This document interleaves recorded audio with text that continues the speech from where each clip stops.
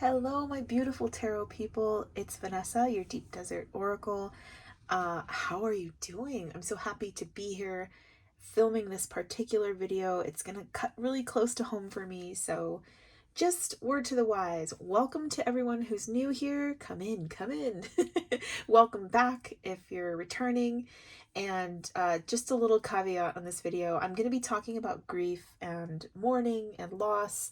And these themes are not super fun, but they're a big, real, important part of life. And I think that our spiritual practices and our tarot and oracle practices absolutely play a role for me in whatever it is that I'm going through, including the stuff that's not so fun to talk about. I am a clinical social worker, so talking about grief is weirdly fun for me. It's not always so easy when it's my own grief, though, and it's moved from that head space, analytical space, into that heart space and that embodied kind of place. And I'm going to try and speak from that place as much as possible today. So you might hear me get teary. You might hear my voice crack. I might need to take a sip of water. And I just want to let you know that that's the kind of video this is. So if that's not your jam right now, I get it. I've got lots of other content that you can watch, and I'll be filming something more air quotes fun probably later this week, so come back for that. But if this is something that you're interested in, something you're dealing with, if someone you know and love is dealing with this, I think this could be hopefully a really helpful share. So welcome, get comfy. We're gonna talk for a little bit. I will be flipping through cards while I talk. This isn't going to be as much of a walkthrough as some of my other videos. So yeah, all the heads up given. There we are. Let's talk. I'm going to be looking at these three decks in particular because I feel like each of them has something really special and powerful and helpful to offer me in my time of grieving and my working on processing my grief.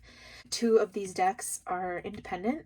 So these are indie decks. The Little Sister Tarot, that's from Ginny Thompson. Black Violet Tarot is from Heidi Phelps. And both of these decks, interestingly, were created in as part of the grieving process for both of these artists, with different stories and in different ways, and we can talk about that when we crack into each deck. This last deck here that I want to talk about is the Herbcrafter's Tarot, which I have found has been really powerful in helping my healing and processing of my grief. So just kind of looking at it through that lens, I know it's made the rounds a bunch on the YouTubes, on the tarot tubes. It's really popular and for good reason, but I do want to look at it through the lens of my own grief and how it's kind of landed with me this year. So a little bit of a preamble. I'm gonna tell you just that I did lose my grandmother in early August of last year. And so this is the kind of anniversary month of being without her. And the whole month of August last year was just occupied with her illness, trying to be as graceful and supportive for her while she was going through her process as possible, but also kind of a time of the family really tearing apart. And I won't go into detail about that, but she was very much the matriarch and the stabilizing force in our family. And losing her just really unearthed a lot of issues in the family, and it's just been really hard. So the beginning of the month was her actually losing her, and the end of the month was, her funeral, and the weeks in between were strange times. I think that a lot of times when our family members leave this earthly realm, that it throws a lot of questions and imbalance into the family system that's left behind. And when my grandma left, it was just like basically the roots of the tree were pulled up. And we hadn't really practiced being a family that didn't totally depend on her to fill it, to be those roots. And I'm not proud of that. It's just the truth. And what I love about this deck is that what Ginny is kind of examining and processing, and this is according to her own writing on the Kickstarter campaign page. This is my understanding of that, but she is a little sister twice over. She had 2 big siblings, and she lost both of them. And so her going to the mat and like making this deck for her, I feel that there are themes of examining identity. Like, if you're a little sister and you were born into that role and that place in your family, and then your siblings are gone, what does that mean about you being the baby of the family, or the little sister? Are you still a little sister? Like, am I still a granddaughter slash kind of daughter? Yeah, right? And so I feel like she was really claiming that with this deck. And you can feel the forces of nature all around her in this deck too, and kind of feel the role that nature played in her healing process. And I want to say just quickly, I don't think healing is a linear process. Obviously not, right? And I don't think there's a finish line. I think we're doing it for our whole lives. And that is beautiful and noble and brave. It's hard to admit it. Like, a lot of us want there to be a time limit on this grief or on this healing. But we just go through cycles of healing. We learn different lessons each time. And I can really feel how nature is playing a role in Ginny's healing in this deck. She's also from, she lives in Sacramento, California, and a lot of the nature and topography and just the geography of coastal California and like the rocky bluffs of like Mendocino County, like you can really feel those in this deck. And I have to say, being someone who's from the Bay Area in California and transplanted, moved states last year, just after all of this happened, losing my grandma, there's something about the feel of this deck that feels like home to me, and the theme and the what drives it, that energy that drives it, really resonates with me too. It just rings true, like down to my tippy toes. So the tenderness of this deck, the love that went into it, I just feel it in each brush stroke. She worked with oils and acrylics, I believe. And I love a painted deck. I love to see the brush strokes. I love to feel the movement of the painting. And I just am greeted with all those things. And I just think this deck meets my grief in a very intimate way.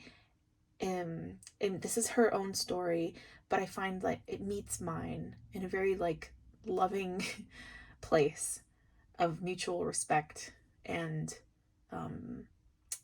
just kind of an awareness of how sacred it is to be the loved one of someone who has gone, and for that to still be part of your identity even though they're gone. You still get to have that. She's still a little sister. I'm still a granddaughter. So okay, that is the preamble. Let's look at these cards because I think they're just beautiful. Like I said, this was a Kickstarter. Ginny was really quick about getting the deck to all of us, which I really appreciate because it came in time for August, and August as an anniversary to losing my grandma has been really tough. The feelings are just right there at the surface, and I'm just really glad to have this deck with me at this time. So here, it's been shuffled, it's out of order, so we're just gonna go through and take a look at these. Quality wise, these are nice and thick. They are matte. They're a standard kind of tarot deck size. They don't hurt my hands or anything like that. They are a little thicker and a little stiffer, but I think that's gonna wear in with time. Gosh, they're so, I feel like these paintings are so alive.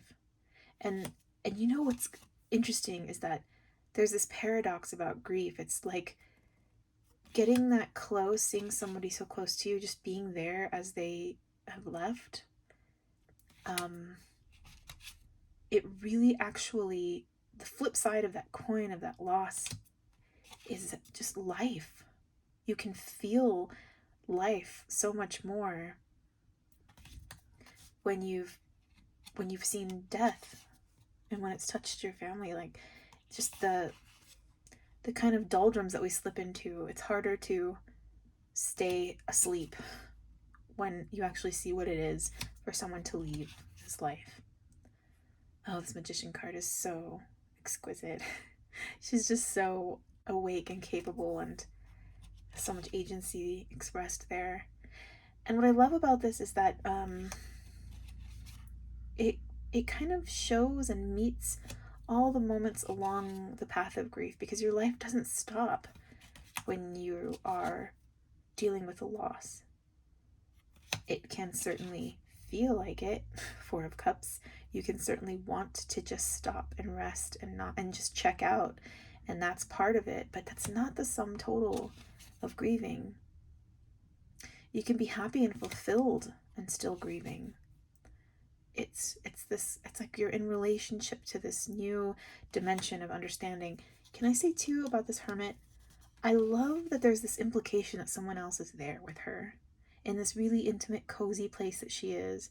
Her lantern is safe next to her, and it just feels like you're in the card or someone else is in the card. And I love the thought of a hermit able to be internal and content and learning lessons with another.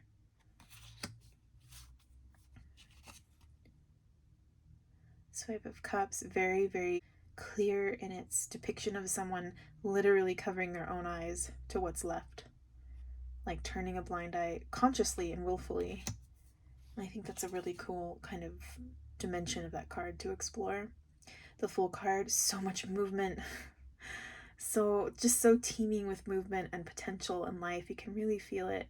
I don't know if you can see the brush strokes there, but there's almost kind of like a starry night like feel to the sky in the background and the wheat field.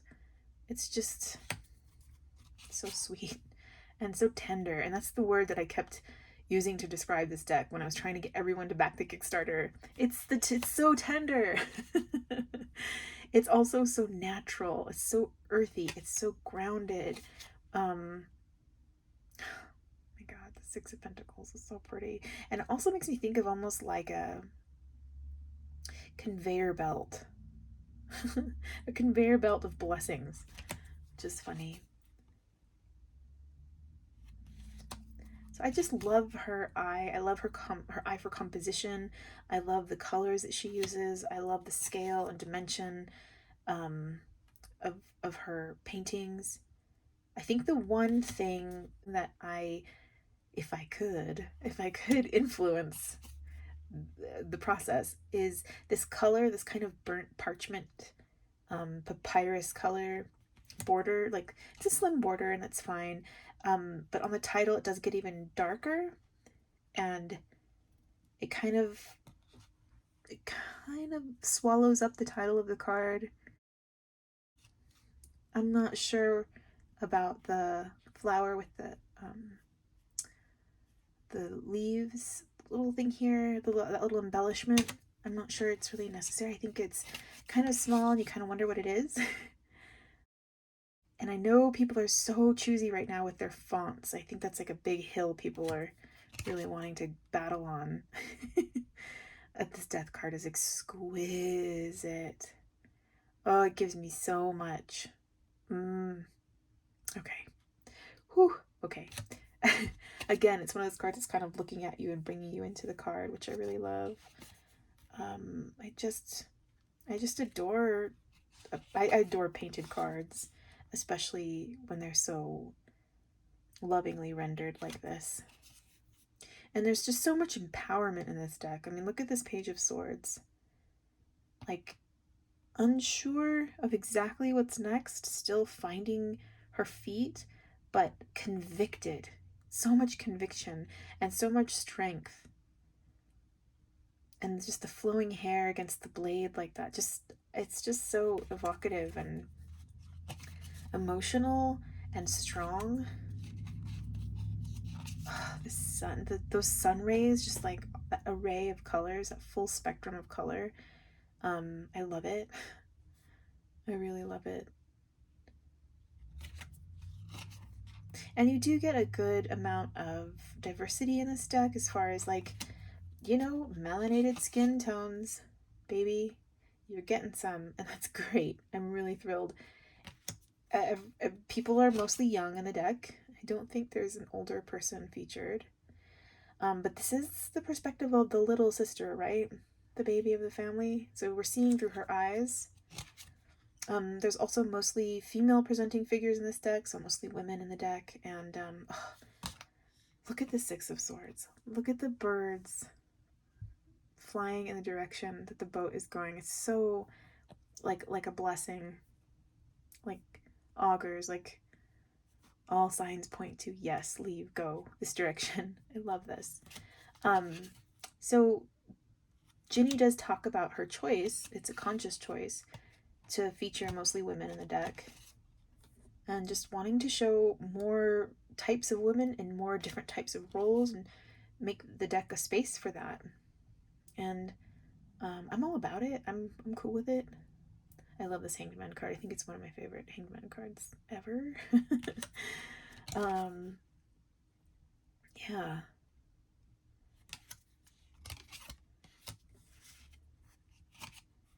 Oh, the star. It's so good. It's so interesting that the star has these cacti in the background. Star coming after your tower moment, and like being that first ray of hope, and that place that kind of beckons to you, and optimism. I did move to Arizona right after we lost my grandma, and it just was such a hopeful move. And you know, Arizona and cactus, they go hand in hand, so I feel like there's something special about that card for me. This Two of Cups is so beautiful. I mean, there's so much love there, so much tenderness and intimacy and vulnerability and safety. The ability for both these people to hold each other, to meet each other in that kind of embrace in this like watery cave. It's just so beautiful and healing. You'll notice on the Nine of Swords that the astrological symbols are kind of nested Easter eggs on the blanket here. They're like worked into the pattern of the blanket. And what I love about this is that that's also the card back for these, is the blanket on the Nine of Swords. And you get to see those symbols again here. I adore these card backs. I think they're so sweet and so different than anything else that I have. Ace of Cups is gorgeous. The water flow in all those directions and those gorgeous lotus flowers.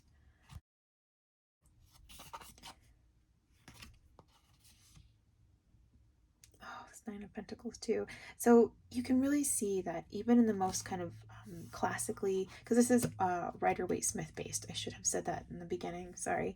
But even in the most like ornate cards, like in the Rider-Waite-Smith, you know, there's like a garden and it's very tended to and it's very managed and groomed. There's a wildness here instead. There's no like borders or boundaries. It just feels like nature is kind of rushing in at every turn in this deck. And I feel how healing that is when I just hold it and look at it. The colors kind of like flood my senses with a lot of just a lot of grounding and beauty and power. This Emperor card is, I think, maybe one of my favorite Emperor cards. It might be my very favorite. It's very possible.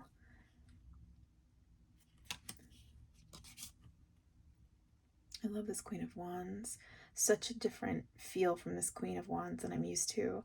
But that confidence and that vitality and that creativity and that warmth, those things are all there in spades. And you get a black cat too. Oh, this Five of Pentacles, wow. Oh. There's the King of Pentacles looking right at you. Unflinching. Strength card. Six of Wands. Seven of Pentacles. I just love that this deck is like a dressed down, straight up painted deck. These are just beautiful paintings with a lot of soul and a perspective that really resonates with me and with what I'm going through right now. And think it could be a great deck, even if you're not dealing with loss in your life. If you're dealing with themes like identity and the big kind of vicissitudes of life, feeling like you're at a crossroads.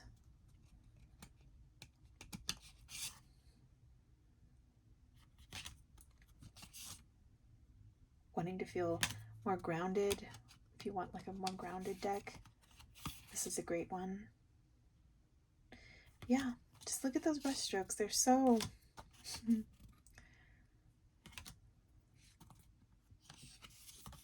so intentional and yet wild. There's like a wildness and also a total anchoredness about this deck. And that dichotomy is pretty fantastic. This Two of Pentacles, I can like smell the ocean, feel the breeze of the ocean. This Ace of Swords is really pretty. One of the more abstract cards in the deck. And then the Seven of Cups, which always looks like the Five of Cups from the Rider-Waite-Smith to me. I think it's that black-clad figure in that body positioning. And then I really want to make sure we take some time to just appreciate the peacock blue matte edging on these, because it's just pretty. I don't have a lot of decks edged with this color. I really enjoy it. My eyeballs eat it up, and it wraps around to the color of the card backs, which I think is really lovely. So yeah, like I said, this deck is still available. I don't know how long it's going to be available. It was an independent production. So, you know, if you're interested in it, I would act sooner rather than later. They're really reasonably priced. The Kickstarter price was in the 40s. Not sure how much they're selling for right now, but if you go to the creator's Instagram, you can buy them there. I think it's at G Tonson, and I will put the spelling of that in the description box below if you like these. I just don't think the timing could be any better for having gotten them. I will say, okay, the guidebook has laminated pages, and you get a full color picture of the majors and just a little paragraph of the minors. And these interpretations come in the upright and the reversal. And there's nothing too like radical. She had her son, she was like creating the deck while she was pregnant, and I just think it's just so, I don't know, there's tenderness about that. And interestingly, a tie-in to, so that's Little Sister Tarot. Thank you, Ginny, for making that, and the timing was really blessed for me, so thank you again. There's a tie-in with that, because interestingly, Heidi Phelps, the creator of the Black Biolet Tarot, created this deck as she was processing her own loss. She lost her mom to cancer, and at the same time she was losing her mother, she was becoming a mother. She had a baby also.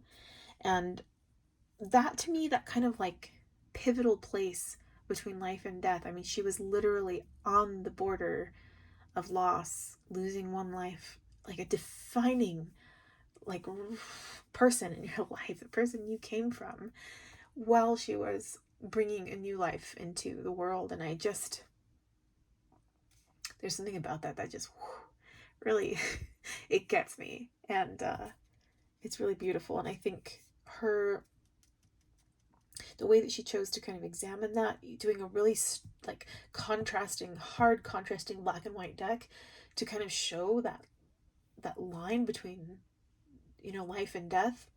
She talks about other dualities like joy versus grief, beginning versus end, future versus past.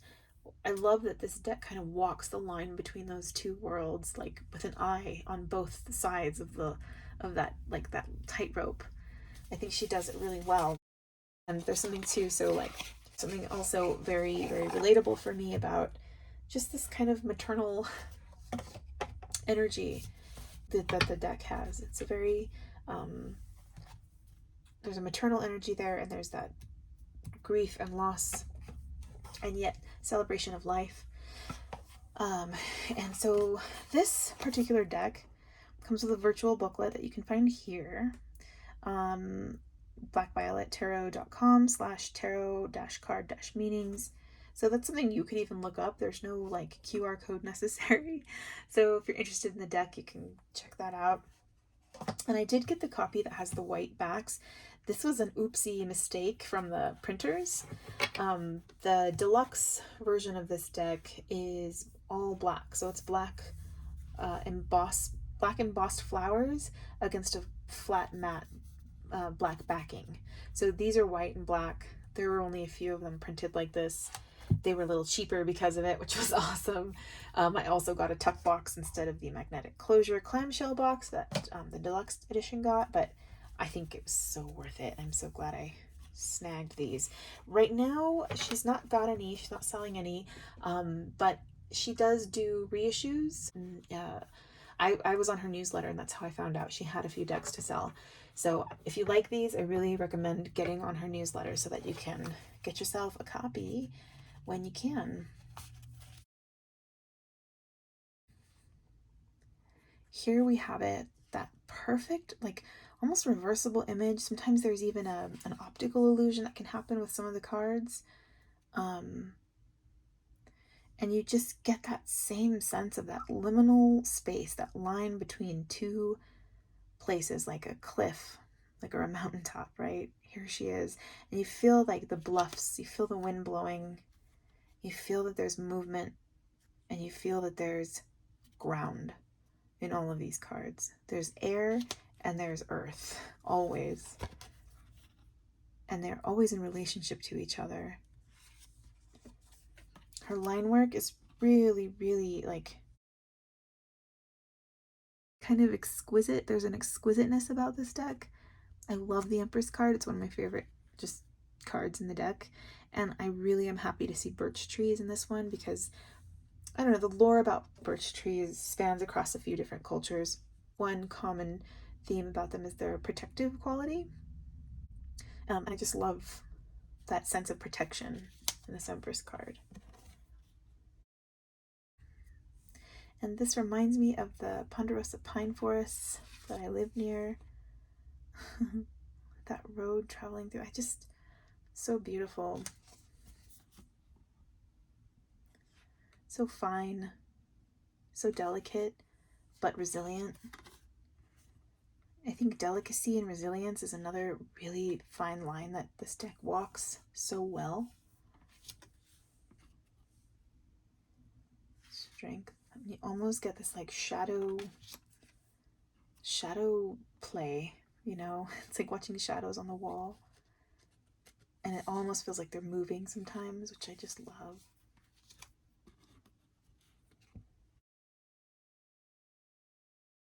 Okay, I'm a little bit out of order in these. You'll have to forgive me. Yeah. Whoops. It's the Wheel of Fortune, very much about cycles of time, natural kind of rhythms of nature, the kind of inexorable rhythms of nature.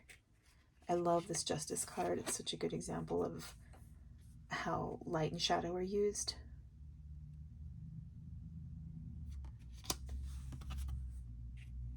Just the cleanliness, like the cleanness, the starkness of the black on the white. I love this Hanged One. I love the softness of it. I also love that there's some growth on the branch. Here's the Death card. You've got this kind of like Victorian black taffeta morning dress and this giant hair, which seems to be issuing forth like these blackbirds, this stream of blackbirds. And then she's holding a skull in her hand, if you can see that right there. And again, she's in a liminal place like the Fool. She's on this cliff. And I get to feel that those waters are like the waters that we travel over when we're moving out of embodiment and into spirit. And it's just really beautiful. And this Temperance card, I mean, if I had to choose one card to like represent the feel of this deck, it might be this Temperance card. The Devil. This Devil card is so haunting. I love it so much. It's so elegant and kind of scary. And it fills you up with that trapped sadness, right? That a Devil card should show. It does. It's job. It's very effective and yet very beautiful.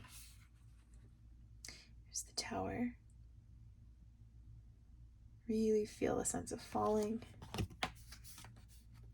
And the Star. You see that little reflecting pool there that she can see herself in, and she's kind of feeding water into that. The jug kind of like feels like it's getting filled up with starlight from above. And then something about the process of going from this hand here kind of transmutes that light, transforms it into that water. The moon. We have another pool. This one not reflecting anything. This one just shadow, right? Just shadow and lobster crab thing. Crustacean. Sun. And this is really, really, really tender and beautiful, and it makes me think of what it must have been like for her to have a baby in the midst of her loss. Just like the sunshine breaking through. So much love depicted there. And here we have the Judgment card, and we see that reflecting pool. I feel like there's an echo and connection between this card and the Star card, and I love that because in this card, the reflecting pool is done. The work of the Star is done, and now the mirror of it is to be used for elevation, for that next step. I do wish that in the printing, this black bar had not shown up, but that's just a nitpicky little thing. The World. When I look at this card, like, when I think about the moments of joy I've had, even in my grief, because it's not static, it's always moving, it's always different, and you're still living your life. Can't help but live your life as you're going through this mourning and grief. And this card reminds me of those like first few moments of like laughter. I remember feeling last year in August, it just felt like I could never laugh again. It just felt so far away from me. But before I knew it, I was laughing again. I was really happy in a moment, and I'd catch myself. And I think this card reflects that to me. Here are the extra cards in the majors. This is called Ghost, and this is called Coven. The Ghost card just makes me think so much about how we relate or don't relate to our loved ones when they have left.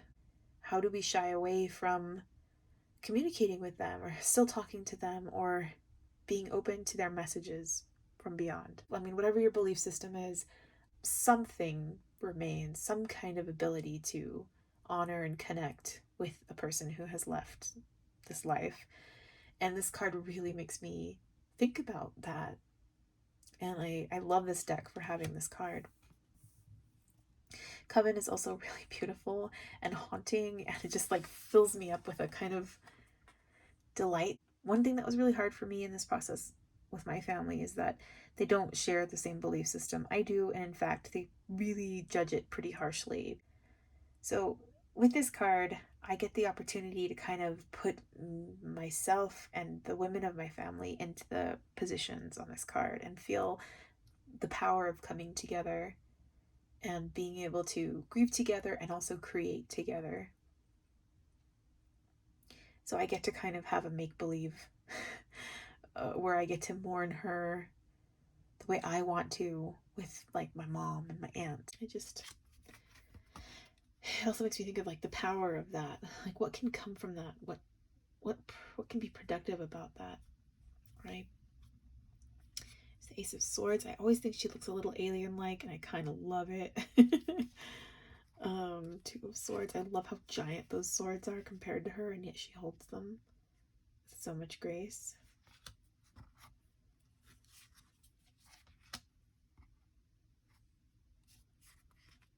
I like that she's outside in this Four of Swords. There's the 5, the 6, 7, 8, 9. I love how the contrast kind of inverts itself and plays with your eyes here. I think there's a lot of opportunity for optical illusions in this deck, and like to kind of flip the world upside down. It happens all the time in this deck, and I love it. Here's the Ten of Swords, and you can see she was on this road, almost like pulled by the moon. I don't want to take too long.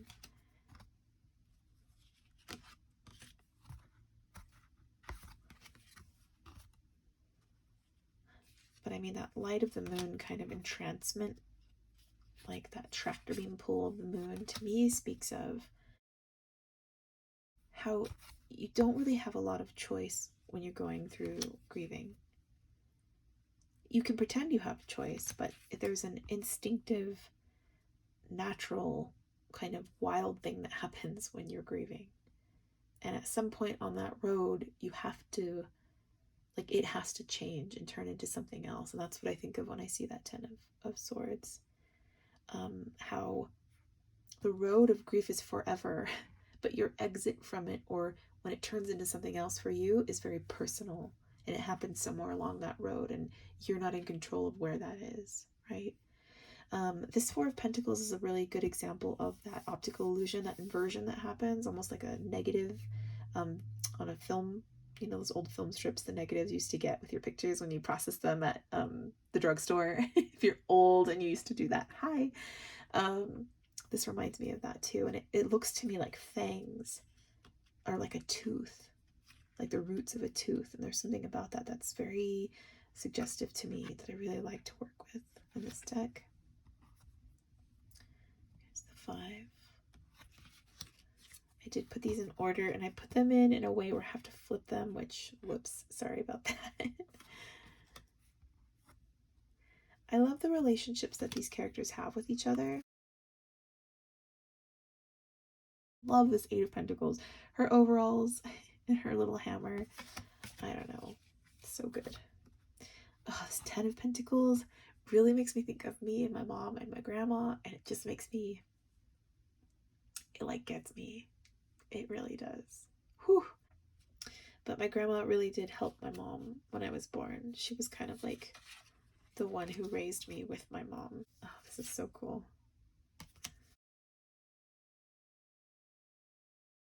I'm really glad my grandma was there for my mom when I was a baby. I'm so grateful for it. I love this Two of Cups, of them kind of meeting each other on their own shores, their own private shores that fit like puzzle pieces, but still give them enough space. I just love it. Very meditative Four of Cups, the Three of Cups. Oh yeah, I'm all over the place. Oh well, it's okay. 5. Oh. And the 6. Oh, these little kids are so cute. 7. And I don't usually like kids in decks, by the way. I'm really snotty about it. 8 of Cups. But I really like them, the way they're rendered here.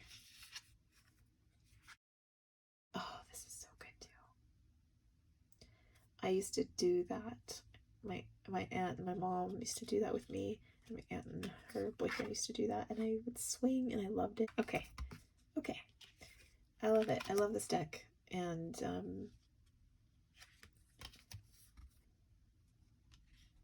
I find that it really meets me in a grieving place, but it doesn't stay just there. It's like all of the life that gets lived while you're grieving is reflected here. All of it. Full range. Right? It's not one tone. There's so much joy too.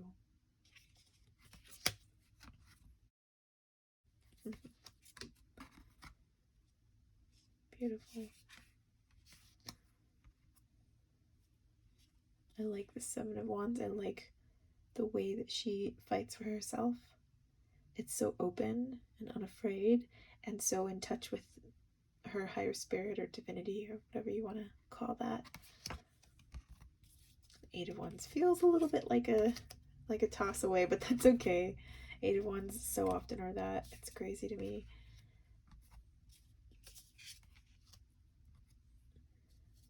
Yeah, that stance again for the Page of Wands here. Knight.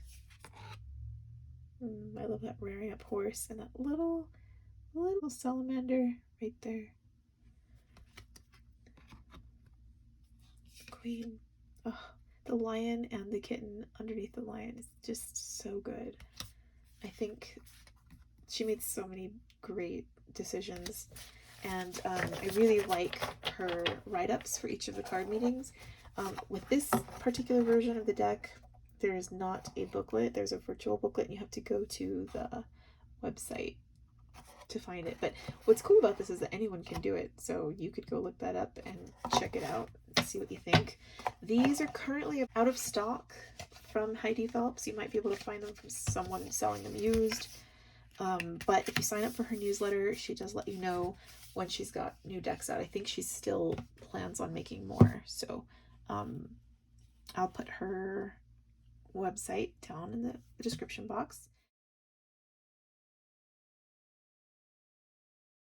The reason that this deck feels like a really loving, safe way to process grief, and it feels like a gentle container for me this month, it's just so soothing to my nervous system and my heart, I think is because of the way it's been done, yes, and also just the content itself. Like, herbs and healing, in my mind, go hand in hand, and I do think that there is a very physical and emotional and everything in between dimension to our health.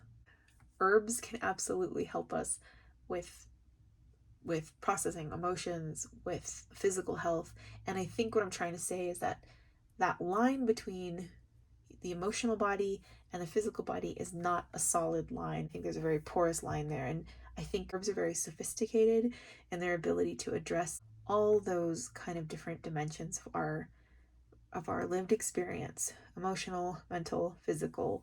It's all connected. So I love that about herbs, and I love about this deck that you get so much information,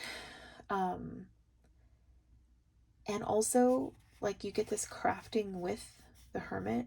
So in this example, Usnia is the hermit.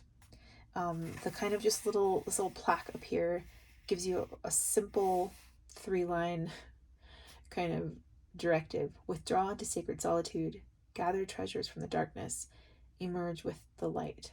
I mean, beautiful, simple, clean. If you need a TLDR, it's right up here, right out the gate. And then you get a lot more information, part of which is a paragraph that describes the scene, the action on the card, which I love. I love when artists do this. It helps me so much. So here you get this wealth of information. A wreath of usnea lies on a bed of fresh snow. Rose hips, cottonwood twigs, dandelion roots, pine cones, and crow and gull feathers are tucked inside the nest for safekeeping. 3 quartz crystals lie above the nest pointing north, while a single owl feather lies beneath. A candle is lit in the center of the offering. I mean, that is like, there's so much there. And when we look at a card that's really rich with detail, it's so easy to miss these little cues. So the fact that there's an owl feather there, I mean, that gives me a million, okay, many intuitive paths I could travel down, right? There's associations to the owl. There's what the owl makes me think of in my life. It's, different cultural kind of takes on the owl, different goddesses corresponding to it. There's so much there. So I'm so glad to have that confirmation and know what that is for sure. Then we get rest and stillness are good medicine. Go within and listen for your own voice. Clarity is found in places empty of others' thoughts and ideas. I love that. Usnea, also called old man's beard, grows long and healthy on trees where the air is clean. Find your mountain. Ask for guidance from nature. There are many gifts to be gathered in dark times. Rose hips, cottonwood, and pine cones among them. Seek understanding from the allies you encounter during your time alone. A reliable fire starter, Usnea may save a life on a cold night, just as the perfect insight can warm a dying soul. When you are ready, let wisdom glow. So the writing is so poetic and evocative and rich. Like, I feel like this deck, it's like a quilt, and I just want to wrap myself up in it, especially this month. It's been really, really beautiful to have. And then you get this crafting with the hermit. So keep Usnea on your dashboard to remind you to slow down. Create a wisdom nest. Add allies and symbols that guide your quest for understanding. Craft usnea fire starters and light them before beginning council with a sacred circle. So these different ways to work with the herb in its aspect of the tarot, right?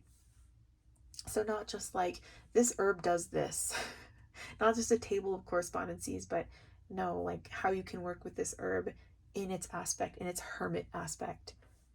So I think that that's really beautiful. It's kind of this way of tying herbs, which I love to learn about and I love to know about, but tying them to another thing that I love, tarot, and just building a whole new world of personality and dimension for the herb and for the tarot in combining them. So the artwork is also really gentle, but like powerful. Oh man, this really makes me think of the ofrenda that I made for my grandma and for another person that I loved a lot and lost. And it just really, like the butterfly. Yeah, the monarch butterflies. This is very, very, this is a very, very Mexican death card. Like the influences of like Dia de los Muertos is really present here. And that's another thing I want to talk about with this deck, is that I did not expect when I got it for it to have this like these like Mexican notes in it. And that is that it's just remarkable because see, here we have a great example. Curandera of fire is Damiana, and you see the older hands kind of joining, making this triangle shape. But to see the word curandera as one of the court cards was just like such a revolution for me. To be a curandera is like my dream job, basically. I'll be studying my whole life trying to get there. Madre of water, so that's the Spanish for mother. Obviously, the tower is mushroom. Five of Air is white sage. So just the artwork is just so, I don't know, it just feels. And here's the Hermit Usnea, which I read about.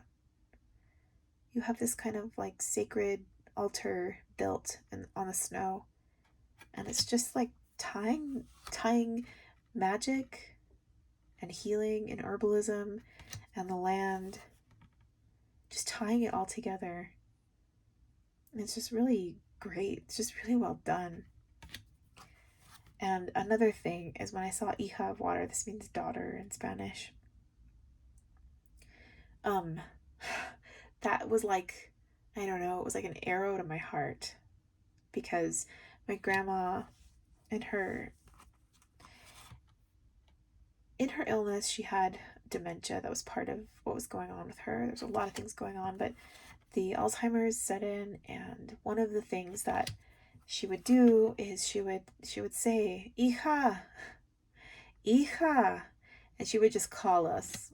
It didn't matter which one of us, just any of her girls. She would call us all night, and it would drive us crazy. But it's one of those things that I knew to like remember how it sounded, to just like program and record that memory of her voice calling out for her daughters, like to just be able to have that in my heart forever. Because as forever seeming as it felt on those nights when we could not sleep, I would give a lot to get to hear it again.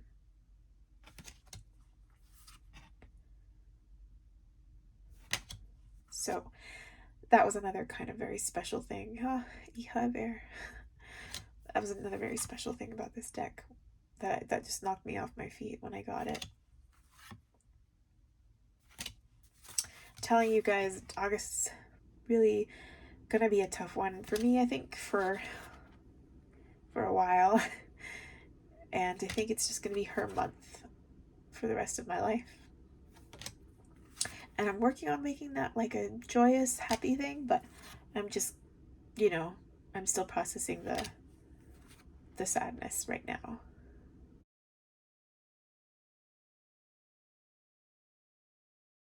Truly, what's going on right now for me. So curandera is, I believe, king in this deck. Adelita is the warrior, the knight, and the Adelitas are the term for the Mexican Revolutionary women soldiers who went and fought in the battle. The women who were like the medicine women that took care of the soldiers were the Adelitas, but then pretty soon all of the soldaderas that were called Adelitas. It's like a loving nickname. So that's the knight, is the Adelita, the madre. And my work with it so far has been just to kind of pick a card and read about it and cry. I haven't really tried to bring it together to synthesize it all into a cohesive reading. But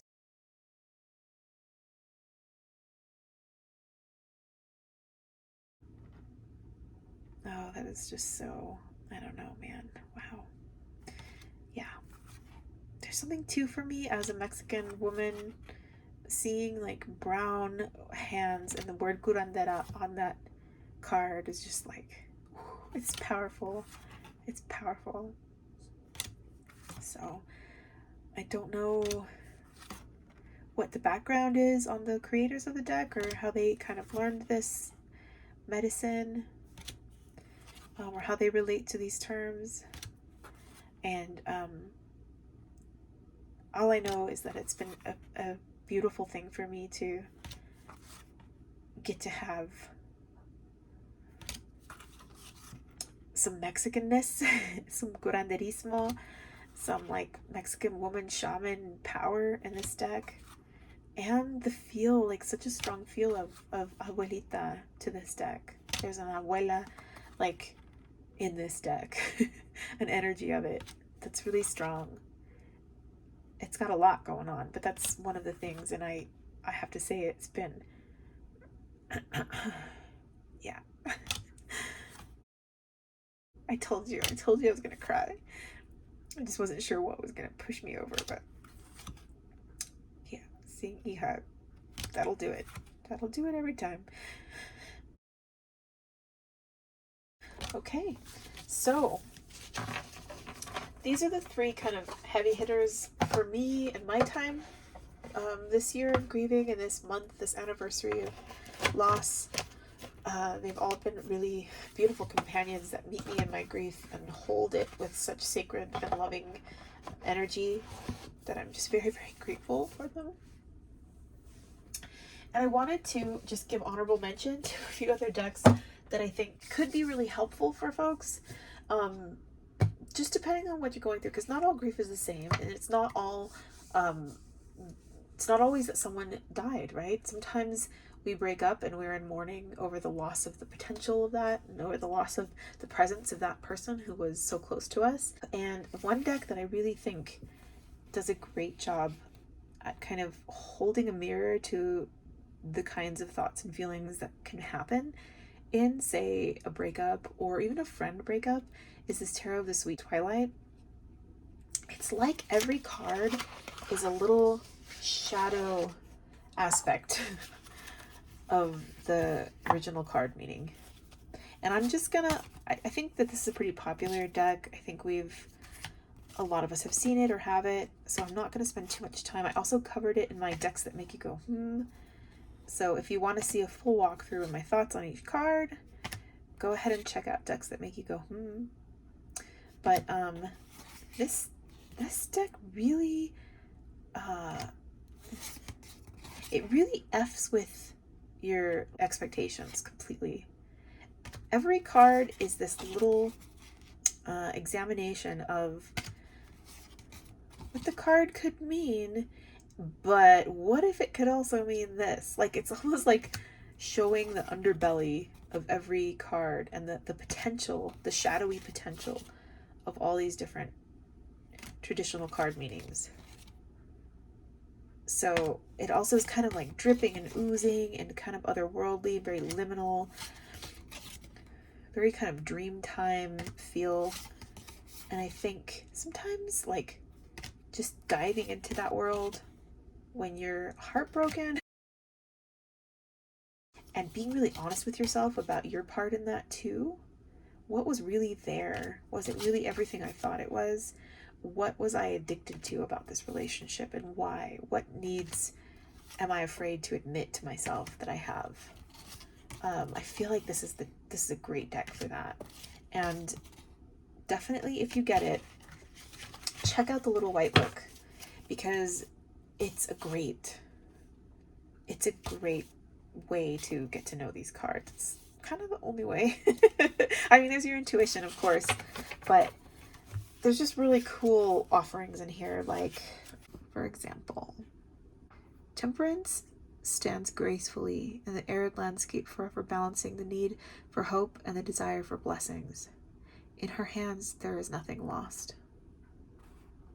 The Devil. The Devil watches carefully as you approach, scanning for chinks in your armor. What use, he wonders, is this person to me? So there's these great, I don't know, like getting in the mindset of each card, and it kind of always thwarting your expectations and taking each card meaning a little step further. And it's funny because these questions feel more realistic to me than like a really lofty write-up of a tarot description, like a classic RWS tarot description. And yet the deck is so liminal and dreamy and surreal, but the questions it's asking you are so real and so modern and so like cutting. Like, here's the Seven of Cups. When you dream, when you relax into your fantasies, do you see what you want, what you think you should see, what you think is true, what you fear, what you wish for but don't think will happen, or all of the above? The Eight of Cups. What is one to do when one must leave, especially when what must be left is beautiful and lovely and a good life, but still is somehow just not right? So it's just a really, I don't know, sharp, honest, very like reflective exercise to get to know these cards. It's still unfolding before me, and I love it. If we want to talk about the impact on the energetic body that's happening in grief, I think Your Chakras Oracle is a really good choice for that. This is a Kickstarter of mine that I just got in, but as I filmed a walkthrough of it that I'm not gonna I just decided not to post it, but okay, so you do get these just kind of straight up color block cards. You get a breakdown of the card anatomy. The red cards are going to be root chakra, keywords for root chakra, sacral, solar plexus, heart, crown, third eye, and throat. So just kind of your little double-sided cheat sheet there. As I went through these, because they have statements for each chakra in balance and out of balance, whether it's overactive or underactive, and also the Sanskrit word for it up in the top. And these are color-coded by chakra. So the lavender cards are going to be crown, purple third eye, blue throat, green heart, yellow solar plexus. So when I was reading through these in the walkthrough, I just started crying and I had to stop. Granted, it's August and I am like, my emotional immunity is kind of down right now, and it doesn't take much to just get me into a very feeling space, but there was something so incisive about these statements. And even looking at the balanced statements and like feeling how far they are sometimes from where I'm at was like, oh shit, that's what that would be like to have that imbalance. Whoa. And so they just taught me a lot about, they kind of gave me a map, like a you are here kind of orientation to where I'm really at right now in this present moment. And I think that there's no greater tool than a map, an internal map for yourself that's clear and quick and easy to understand when you are grieving. I sense my higher self. I sense the connection between us all. I sense higher consciousness. I sense infinite wisdom. I sense spiritual growth. So these are all the balanced crown statements. Balanced third eye statements. I see and trust my intuition. This is a balanced throat chakra statement. I talk and express myself freely.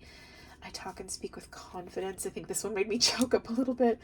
I talk and communicate well. So there was something about the act of seeing the words with the color and saying them out loud, just hearing myself, hearing the sentence come out of my mouth. It was like this crazy exercise. It's almost like the balance statements feel like affirmations. And then you get to the unbalanced and it's like, whoa. Okay. The ones that are kind of meeting you where you're at, you can really feel them right away. So let's get, so all these balance statements are so nice. Very nice. I love this pumpkin color for the sacral chakra. I feel confident. I feel like I radiate warmth. I feel sacred sexuality. Okay, nice. Good. This one killed me. This balanced root chakra. I am feeling like I belong. That one was tough. It's really easy for me to feel like I don't belong. It's kind of a default place that I go to, and seeing it kind of translated through the chakra system was powerful, powerful medicine. So the underactive statements are going to be for the crown. I sense there is no point in anything. This is a very like depressive sounding statement. And as somebody with a clinical social work background, I hear that and I think, oh, depression. Boop, boop, boop. It like slots itself into something really quickly. But what about the chakral point of view? What about this being an underactive crown chakra? What tools open up to me now when I'm thinking of these, like in the Western medical model, you call them symptoms, right? But what about them as indicators of like chakra imbalance? What world of medicine opens up when I remember that and count that? Like an underactive third eye. I see, but I don't trust my intuition. I see, but I fear the unknown. Underactive throat chakra. I talk, but I am misunderstood. I talk, but I am not being honest with myself. These are just so realistic. I love, but I can be overly critical of others as an underactive heart chakra statement. They're just so like specific and detailed and current and relatable. I just love the language used in this deck. I love the choices made for the deck. I have broken them up into balanced, underactive, and overactive, and I'm getting them all mixed up right now. So I'm gonna stop with this. But these are new to me and I'm still learning how to work with them. But I have to say, just from reading all of them out loud to myself, I feel like so much shifted for me. So that's kind of really, really effing special and like a kind of therapy. I had like a mini therapy session with them just from reading them out loud. So another really useful tool if you're interested in the chakra system. I absolutely believe that we have these like energy vortexes in our bodies that we're working with all the time, and that when they get imbalanced, we get sick, we get sad, we get manic, we get depressed, we get all kinds of things based on what the energy in our body is doing. Okay, I think that we've done it up. Thank you so much for watching this. Make sure to check out the Little Sister Tarot if you're interested in that. Get on the mailing list for Black Violet with Heidi Phelps so that you know when she's reissuing or selling more of these. And I think, oh yes, and the Herbcrafter Tarot. These are my heavy hitters. Herbcrafter's Tarot is readily available. You can find this on Amazon. You can find this at US Games website and all kinds of retailers. It's really beautiful. So thank you for watching this. Thank you for listening to me. I feel that I rambled on a little bit today, but yeah, not sorry about it. Just glad that you're here. If you've made it all the way to the end, I mean, I will send you a cookie. Leave a comment that says like snickerdoodle and I will send you a cookie. I hope you're all having a beautiful kind of last days of summer. kind of vibe wherever you're at. I hope that you're safe and you're well. And I hope that, yeah, that we never take a single day for granted, even though we probably will. It's okay. Forgive yourself for that too. But yeah, just go give your grandma a big hug if she's still with you. And if she's not, you can always give her a big hug on the astral if you're so inclined. Not all of us have that grandma, I know. But mine was really difficult too. She was not an easy person at all. That's the irony of all of it, is that like she was my safe place in the world. God, I loved her. I would do anything to hug her and just squeeze her, but she also was like a really prickly pear. Like she was not easy. So anyway, have a wonderful rest of the day, and we'll catch you in the next one. Thank you so much for watching. Bye.